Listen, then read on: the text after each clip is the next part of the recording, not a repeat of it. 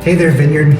Hey, a few weeks ago on Sunday, I shared some things that are happening on the other side of the country that probably a lot of you are tracking with as well. But there's just a significant move of God happening that began at the Asbury University and then rippled out to the Asbury Seminary and then to other universities and to churches in the area. And just it's this move of God that we see happening. We're even hearing ripples happening around the world. And so we're trying to pay attention to that. That's one of the things in the Vineyard is we want to pay attention to what the Father's doing, and we want to get on board with that because that's where we see the blessing, right? So I thought I would share with you a podcast that I listened to this week that comes from somebody who's on the ground there. It's an interview on a podcast called the Ferment. That's a podcast that's produced by Vineyard Worship USA.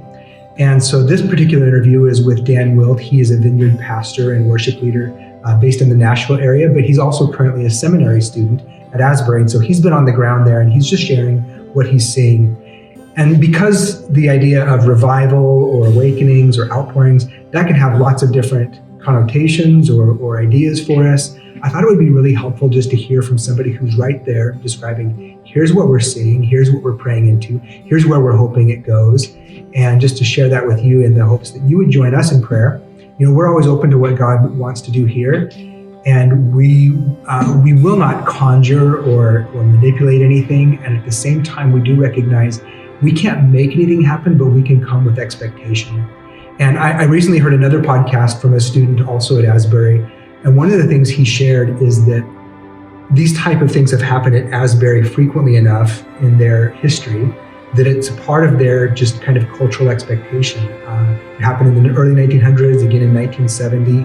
And so they come with an expectation that we're going to do what we do, but God might do something new. And if he does, we want to make space for that. And I love that heart. It's kind of like their yellow balloon story is God meets us in significant ways in this place. And so I would encourage you as you engage here, come prayerfully and come with expectations. And after you watch this podcast, maybe just listen to this podcast. It's about 28 minutes long. It's not a long. Maybe just spend a little bit of time praying for what God's doing in the world and what he might do here.